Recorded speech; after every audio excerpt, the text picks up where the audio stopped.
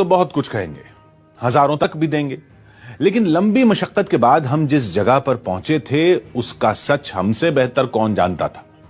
राम कथा का हर दावा हमारी आंखों के सामने था। ठीक सामने थी वो जगह जिसे लव कुश की जन्म भूमि माना गया। सामने थी लव कुश की 7,500 साल पुरानी पाठशाला, वो खंबा भी जहां श्री राम के अश्वमेध यज्ञ का घोड़ा बांधा गया था।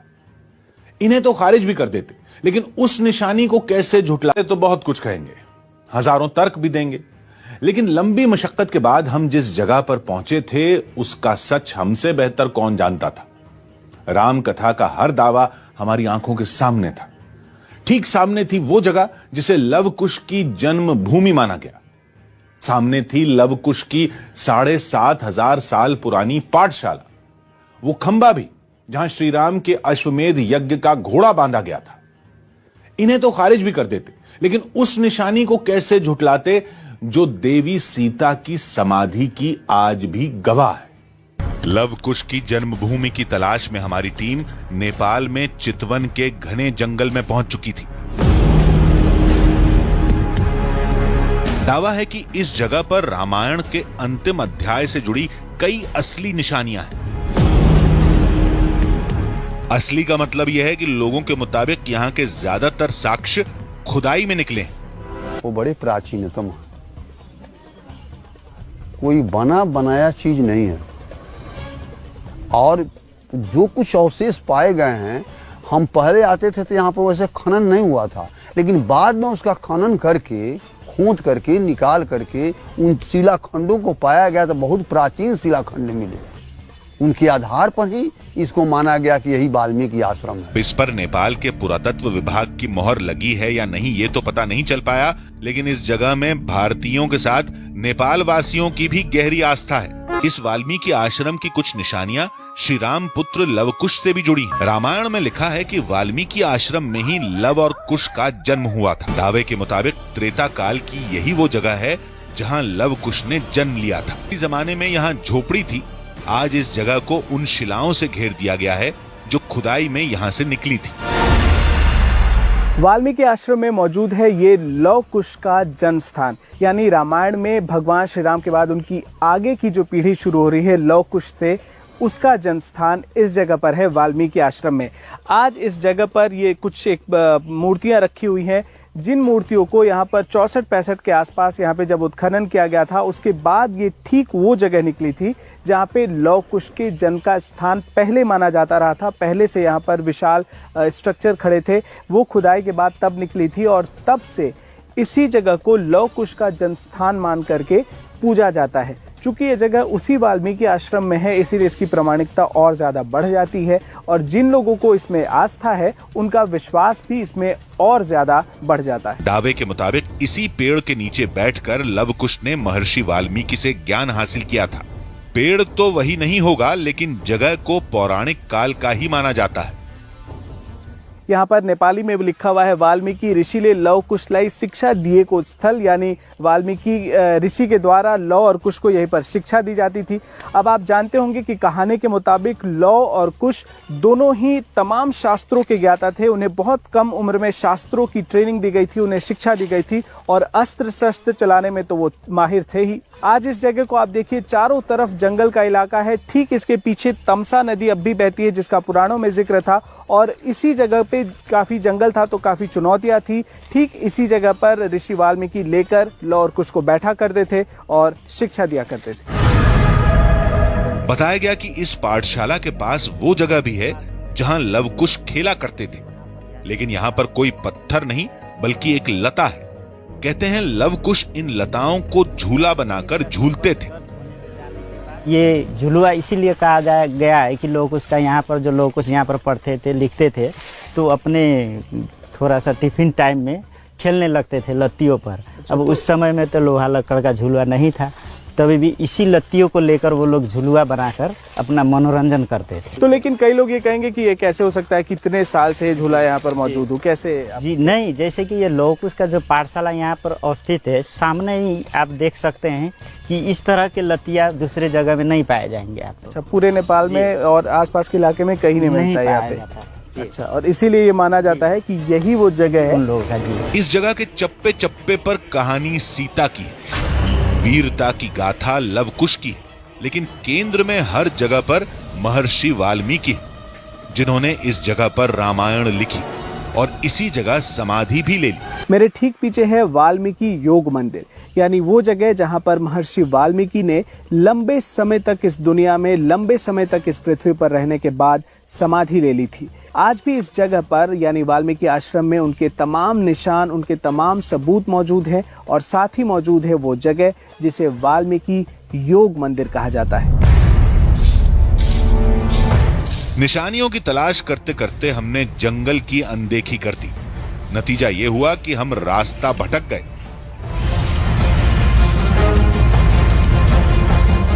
जंगली हाथियों को लेकर हमारी टीम को पहले भी चेतावनी मिल चुकी थी, लिहाजा बहुत सावधानी के साथ आश्रम में वापस जाने का रास्ता तलाशना था। जंगल का कानून पूरी तरह से अनप्रेडिक्टेबल होता है और बहुत ही खतरनाक होता है, यानी यहाँ पर कब कौन सी आफत आ जाए आपको पता ही नहीं चलती। और हल्की भी सी सरसराहट भी यदि होती है, क्योंकि हम लोग जब चल रहे हैं तो सूखे पत्ते गिरे हुए हैं, तो आप पूरी तरह से डर जाते हैं। और वो भी तब जबकि आप वाल्मीकि टाइगर रिजर्व के बिल्कुल करीब हैं। भारत और नेपाल दोनों तरफ टाइगर रिजर्व है। हाल ही में यहाँ पर हमारी टीम इसलिए नहीं पहुँच पाई थी क्योंकि हाथियों का झुंड जंगल में आ गया था, जिसके बाद हमें शूटिंग रोकनी पड़ी थी। किसी तरह से हमने जंगल की इस भूल भुलैया को पार किया और आश्रम में उस जगह पहुंच गए जहां की कथा श्री राम के अश्वमेध यज्ञ से जुड़ती है। पुजारी जी, क्या ये वही जगह है जिसके बारे में कहा जाता है कि यहाँ घोड़े को बांधा गया था? जी हाँ, ये वही खंबा है और अच्छा। वही स्थल है ये। अच्छा, जो ये लव और कुश ने यहाँ पर घोड़ा बांधे हुए थे।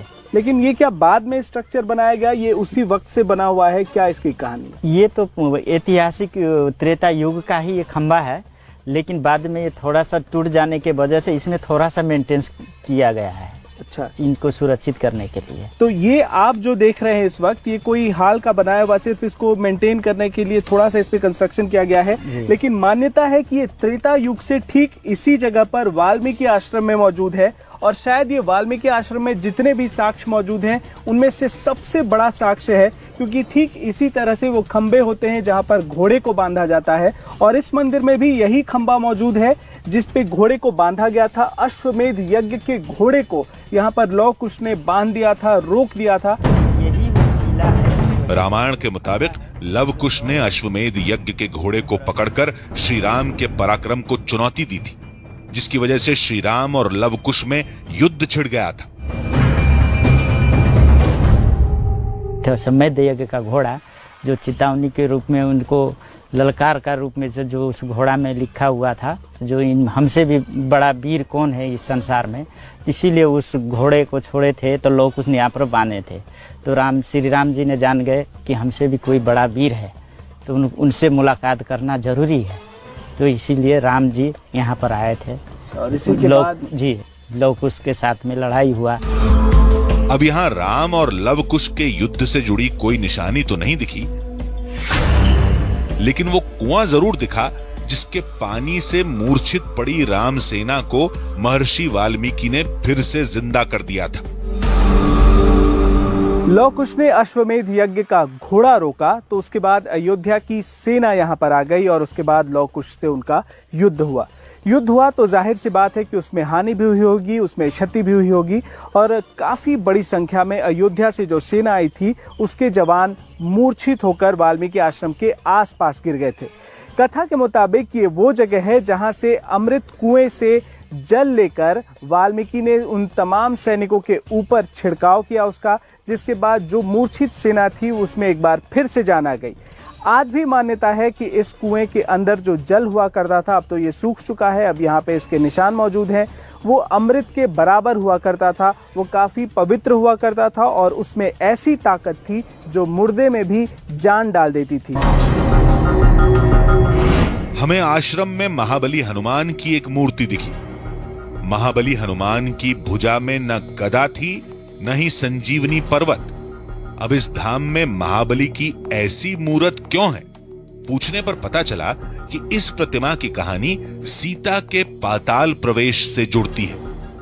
आत्मनिवेदन, घुटना टेक कर शरणागति और समर्पित हुई मुद्रा में कहीं भी विश्व में मूर्ति नहीं है। विश्व प्रख्यात मूर्ति वो बाहर में है। माता जी धरती में जाने लगी तो उन्होंने नम्र निवेदन, आत्मीय निवेदन किया था, माँ मत जाओ, अगर जाना है तो मुझे साथ ले जाओ। माता जी कहीं नहीं। राम कथा के मुताबिक वाल्मीकि आश्रम में श्री राम से मिलने के बाद सीता ने अयोध्या वापस जाने से मना कर दिया था और धरती में समा गई थी। दावे के मुताबिक सीता जी के लिए त्रेता काल में धरती यहीं फटी थी। हकीकत जिसे कहते हैं, सच्चा सत्य तो यही है, यही स्थल है। सीता जी यहीं समाहित हुई थी। उन्होंने जब ये मंदिर का निर्माण करने लगे तो इसकी बहुत गहराई है, इतनी दीवाली इतना ही गहराई पर था, तब तक वहाँ तक दरार मिले। वो दरार अभी भी है, तो हम लोगों ने उनको गोबर और मिट्टी से लीप कर इसको समतल बना दिया गया है। हमने पाताल प्रवेश स्थल को गौर से देखा। यहाँ गड्ढा जरूर था, लेकिन अंदर जमीन पूरी तरह समतल थी। ये वही जगह है जहां पर लंबे समय तक बिल्कुल पाताल जाने का एक रास्ता दिखाई पड़ता था और आज भी उसके निशान इस जगह पर मौजूद हैं।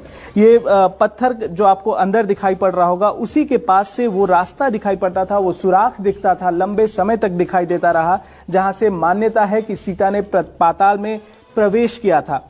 कई पुराने लोग जो हमें मंदिर में मिले, उन्होंने बताया कि उन्होंने खुद अपनी आंखों से वो सारे दृश्य को देखा था, जो पाताल का रास्ता दिखाई पड़ता था। लेकिन इसके बाद इसके ऊपर कुछ लेप लगा दिए गए और हाल में ये कंस्ट्रक्शन किया गया है, जिसे पाताल प्रवेश स्थल कहा जाता है। और जितने भी लोग आते हैं उनकी काफी मान्यता है इस जगह में, और यही माना जाता है कि ठीक इसी जगह से सीता ने वसुंधरा के पास यानी पाताल में प्रवेश किया था। दावे के मुताबिक इस वाल्मीकि आश्रम का एक एक कण रामायण से जुड़ा है और इस जगह से लोगों की गहरी आस्था भी जुड़ी है। हालांकि कुछ तर्कशास्त्री और जानकार इसे किस्से कहानी बताते हैं।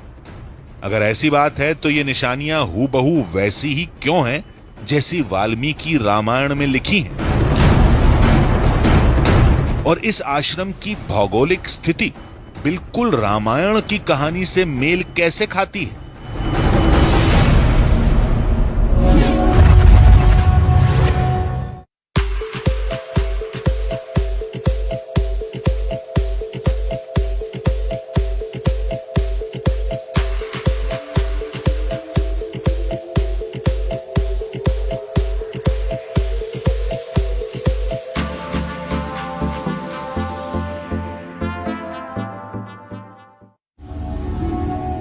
कोई कहता है पंजाब के अमृतसर में, कोई कहता है उत्तर प्रदेश के बिठूर में, कोई मानता है बागपत के वाल्मीकि आश्रम में। क्या है सच? कहां हैं निशानियां? कहां हैं रामायण के वो जीते जागते सबूत? पाल के घने जंगल में तमसा नदी को चीरते हुए, जूझते हुए कथा की उस अनसुनी निशानी को खोजने निकल पड़ी है न्यूज़ 18 इंडिया की टीम। करीब 7,500 साल से उलझी एक कहानी का सच बस सामने आने वाला है। आधी हकीकत, आधा फसाना। तो आखिर कहां था ऋषि वाल्मीकि का आश्रम? कहां पैदा हुए थे लवकुश? कहां ली थी देवी सीता ने समाधि? कोई तो निशान होंगे, कुछ तो सबूत होंगे जिनसे यह पता लग पाए कि लवकुश और श्रीराम की सेना के बीच युद्ध वहीं हुआ था। हमने बहुत ढूंढा, बहुत लंबी तलाश की, न जाने कितनों से बातचीत की, और फिर हमें वो जगह मिल गई। लेकिन हिंदुस्तान में नहीं, बल्कि भारत की सीमा से कुछ दूर नेपाल में। इतना तो तय था कि हमें रामायण की जिन निशानियों की तलाश थी वो वाल्मीकि आश्रम में ही मिलेंगी।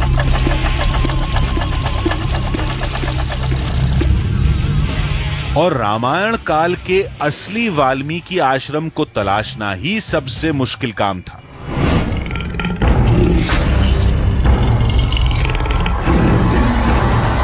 क्योंकि देश के कई हिस्सों में इसके होने का दावा किया जाता है, लेकिन उत्तर प्रदेश और पंजाब के बाद हमें एक तीसरी जगह के बारे में पता चला। वो था नेपाल के चितवन का वाल्मीकि आश्रम, जिसका दावा तीनों आश्रमों के मुकाबले ज्यादा मजबूत माना जाता है। वजह है इसकी भौगोलिक स्थिति, जो आज के मिथिला और जनकपुर के काफी करीब है, और जिस जगह से सीता के जन्मस्थान की कहानी जुड़ती है वो सीतामढ़ी भी नजदीक है। फिर हमारी टीम राम कथा के अंतिम अध्याय से जुड़ी निशानियों की तलाश में भारत नेपाल के सीमावर्ती इलाके वाल्मीकि नगर पहुंच गई। अयोध्या से किष्किंधा तक और रामेश्वरम से श्रीलंका तक भगवान श्री राम की निशानियां जहां जहां नजर आई वहां वहां हम पहुंचे और उनकी तस्वीरें आपके सामने रख दी। लेकिन क्या कुछ ऐसा नहीं जिससे आप अब भी अनजान हैं? नमस्कार, मेरा नाम जितेश है और आज हम मौजूद हैं भारत नेपाल की सीमा पर वाल्मीकि नगर में, और हमारी मंजिल है सीमा के उस पार नेपाल के वाल्मीकि आश्रम में, जिसके बारे में आपने बहुत कुछ सुना होगा, कई जगह पढ़ा होगा, लेकिन उसकी तस्वीरें नहीं देखी होगी। बिहार के वाल्मीकि नगर से नेपाल के वाल्मीकि आश्रम जाने के लिए अब इस टाइगर रिजर्व एरिया को पार करना था। इस वक्त हम जिस जगह पर मौजूद है वो जगह कितनी एक्साइटिंग है ये हमें बताने की जरूरत नहीं है। हम वाल्मीकि टाइगर रिजर्व के एक दरवाजे के बाहर खड़े हैं। ये पूरा इलाका ऐसे टाइगर रिजर्व का ही है। इस दरवाजे के अंदर से अब हमें वाल्मीकि आश्रम की तरफ जाना है, जो यहाँ से करीब 5 से 7 किलोमीटर की दूरी पर भारतीय सीमा समाप्त हो जाएगी। वहां पे तमसा नदी का किनारा मिलेगा और दूसरी तरफ नेपाल आएगा। 900 स्क्वायर किलोमीटर में फैले इस टाइगर रिजर्व एरिया में बाघ के साथ दूसरे कई जंगली जानवर हैं, लेकिन सबसे ज्यादा खतरा रहता है बाघ से, जो कभी भी जंगल से निकलकर सामने खड़े हो सकते हैं। जब भी आप किसी जंगल सफारी पर निकलते हैं तो आपका क्या मकसद होता है? जाहिर है यही कि यदि आप किसी टाइगर रिजर्व में हैं तो किसी टाइगर को स्पॉट कर ले, जंगली जानवरों को स्पॉट करे, जो वाइल्ड लाइफ है उसको देख ले। लेकिन फिलहाल हमारी जो मंजिल है यानी वाल्मीकि आश्रम की तरफ हम जब जा रहे हैं तो हम ये चाहते हैं कि हम इस टाइगर रिजर्व में कोई टाइगर ना देखें, क्योंकि इसका मतलब ये होगा कि जंगल के अंदर टाइगर्स हैं और जो रास्ता हमारा है वाल्मीकि आश्रम का वो कम खतरनाक है, वो लगभग सुरक्षित होगा। आधा रास्ता गुजर जाने तक कोई जंगली जानवर नहीं दिखा तो हमने राहत की सांस ली, लेकिन खतरा अभी टला नहीं था। वाल्मीकि आश्रम पहुंचने के हमारे पूरे सफर का एक पड़ाव पूरा हो चुका है। अब दूसरा पड़ाव शुरू होने जा रहा है, जो हमें पैदल ही तय करना है। पूरे रास्ते तक जो भारत और नेपाल की सीमा है वहां पे हम जाएंगे और फिर नदी को पार करके दूसरी तरफ नेपाल में वाल्मीकि आश्रम की तरफ चलेंगे। टाइगर रिजर्व में पैदल चलना बहुत खतरनाक होता है। किसी भी वक्त बाघ के खूनी पंजे शरीर को लहूलुहान कर सकते हैं, लेकिन वाल्मीकि आश्रम जाने के लिए पैदल चलने के अलावा कोई चारा नहीं था। इस वक्त जंगल के जिस इलाके में हम पहुंच गए हैं वहां से आगे का रास्ता ही नहीं पता चल पा रहा है, और ये सबसे बड़ी परेशानी है। इस जंगल के अंदर तमाम जंगली जानवरों का खतरा है, लेकिन उससे पहले हमारे लिए मुसीबत है रास्ते का बिल्कुल पता नहीं चल पाना, और इस तरह के जो पौधे यहाँ पे हैं, जो कांटेदार पौधे हैं, उसको पार करना बहुत बड़ी परेशानी बन गई है। चारों तरफ ये कांटेदार पौधे हैं जिनको पार करते हुए हमें कम से कम रास्ता खोजना है जिससे हम आगे जा सके, और जितना जल्दी हो सके वो हमें करना होगा ताकि हम निकल सके।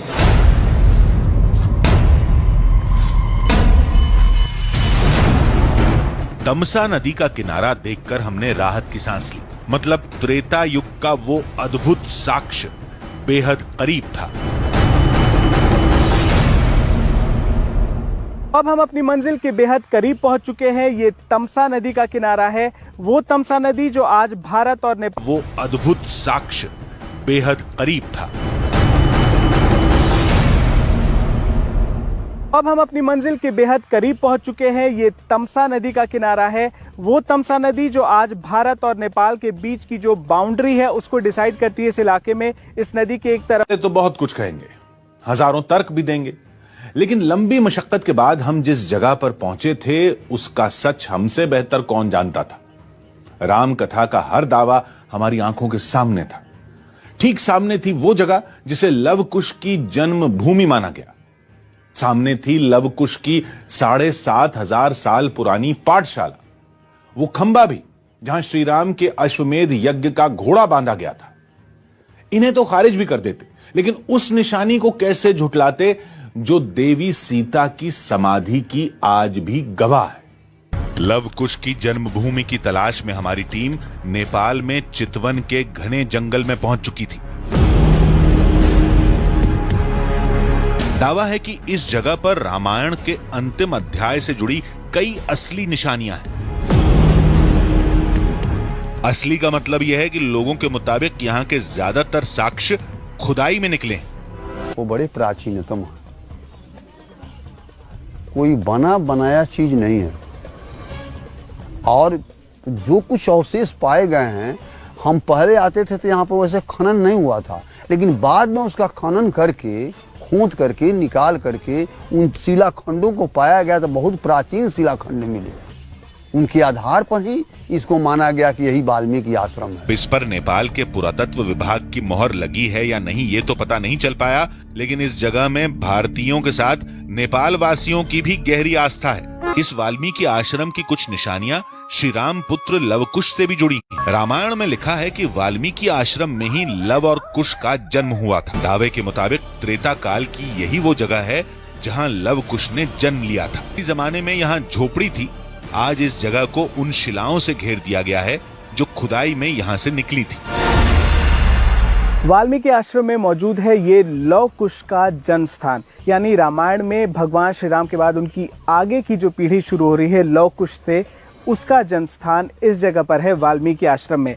आज इस जगह पर ये कुछ एक मूर्तियां रखी हुई हैं, जिन मूर्तियों को यहाँ पर 64-65 के आसपास यहाँ पे जब उत्खनन किया गया था, उसके बाद ये ठीक वो जगह निकली थी जहाँ पे लव कुश के जन्म का स्थान पहले माना जाता रहा था। पहले से यहाँ पर विशाल स्ट्रक्चर खड़े थे, वो खुदाई के बाद तब निकली थी और तब से इसी जगह को लव कुश का जन्म स्थान मान करके पूजा जाता है। चूंकि ये जगह उसी वाल्मीकि आश्रम में है, इसीलिए इसकी प्रामाणिकता और ज़्यादा बढ़ जाती है और जिन लोगों को इसमें आस्था है उनका विश्वास भी इसमें और ज़्यादा बढ़ जाता है। दावे के मुताबिक इसी पेड़ के नीचे बैठकर लव कुश ने महर्षि वाल्मीकि से ज्ञान हासिल किया था। पेड़ तो वही नहीं होगा, लेकिन जगह को पौराणिक काल का ही माना जाता है। यहाँ पर नेपाली में भी लिखा हुआ है, वाल्मीकि ऋषि ले लव कुश लाई शिक्षा दिए को स्थल, यानी वाल्मीकि ऋषि के द्वारा लव और कुश को यहीं पर शिक्षा दी जाती थी। अब आप जानते होंगे कि कहानी के मुताबिक लव और कुश दोनों ही तमाम शास्त्रों के ज्ञाता थे। उन्हें बहुत कम उम्र में शास्त्रों की ट्रेनिंग दी गई थी, उन्हें शिक्षा दी गई थी और अस्त्र शस्त्र चलाने में तो वो माहिर थे ही। आज इस जगह को आप देखिए, चारों तरफ जंगल का इलाका है। ठीक इसके पीछे तमसा नदी अब भी बहती है, जिसका पुराणों में जिक्र था, और इसी जगह पे काफी जंगल था तो काफी चुनौतियां थी। ठीक इसी जगह पर ऋषि वाल्मीकि लेकर लव और कुश को बैठा करते थे और शिक्षा दिया करते थे। बताया गया कि इस पाठशाला के पास वो जगह भी है जहां लव कुश खेला करते थे, लेकिन यहाँ पर कोई पत्थर नहीं बल्कि एक लता है। कहते हैं लव कुश इन लताओं को झूला बनाकर झूलते थे।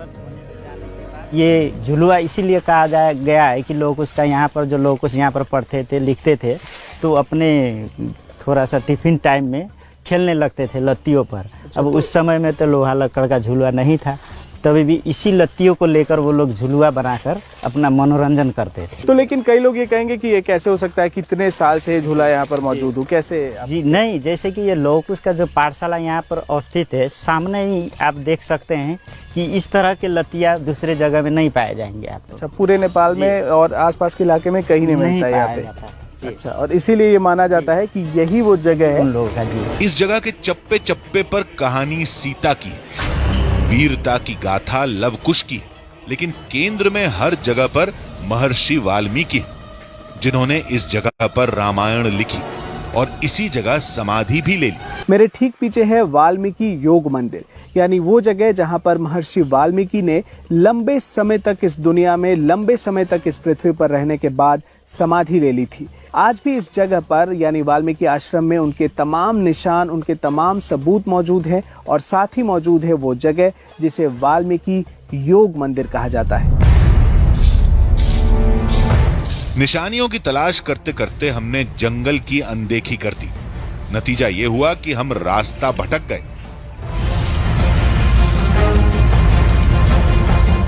जंगली हाथियों को लेकर हमारी टीम को पहले भी चेतावनी मिल चुकी थी। लिहाजा बहुत सावधानी के साथ आश्रम में वापस जाने का रास्ता तलाशना था। जंगल का कानून पूरी तरह से अनप्रेडिक्टेबल होता है और बहुत ही ख़तरनाक होता है। यानी यहाँ पर कब कौन सी आफत आ जाए आपको पता ही नहीं चलती। और हल्की भी सी सरसराहट भी यदि होती है, क्योंकि हम लोग जब चल रहे हैं तो सूखे पत्ते गिरे हुए हैं, तो आप पूरी तरह से डर जाते हैं। और वो भी तब जबकि आप वाल्मीकि टाइगर रिजर्व के बिल्कुल करीब हैं। भारत और नेपाल दोनों तरफ टाइगर रिजर्व है। हाल ही में यहाँ पर हमारी टीम इसलिए नहीं पहुँच पाई थी क्योंकि हाथियों का झुंड जंगल में आ गया था, जिसके बाद हमें शूटिंग रोकनी पड़ी थी।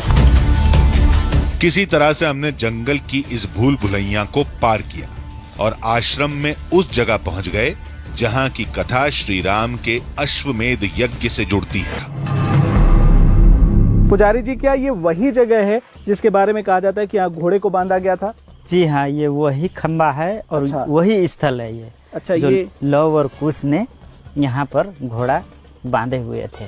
लेकिन ये क्या बाद में स्ट्रक्चर बनाया गया? ये उसी वक्त से बना हुआ है क्या? इसकी कहानी ये तो ऐतिहासिक त्रेता युग का ही ये खंबा है, लेकिन बाद में ये थोड़ा सा टूट जाने के वजह से इसमें थोड़ा सा मेंटेनेंस किया गया है। अच्छा, इनको सुरक्षित करने के लिए। तो ये आप जो देख रहे हैं इस वक्त, ये कोई हाल का बनाया हुआ, सिर्फ इसको मेंटेन करने के लिए थोड़ा सा इस पे कंस्ट्रक्शन किया गया है। लेकिन मान्यता है कि ये त्रेता युग से ठीक इसी जगह पर वाल्मीकि आश्रम में मौजूद है। और शायद ये वाल्मीकि आश्रम में जितने भी साक्ष्य मौजूद हैं उनमें से सबसे बड़ा साक्ष्य है, क्योंकि ठीक इसी तरह से वो खंबे होते हैं जहां पर घोड़े को बांधा जाता है। और इस मंदिर में भी यही खंबा मौजूद है जिस पे घोड़े को बांधा गया था। अश्वमेध यज्ञ के घोड़े को यहाँ पर लव कुश ने बांध दिया था, रोक दिया था।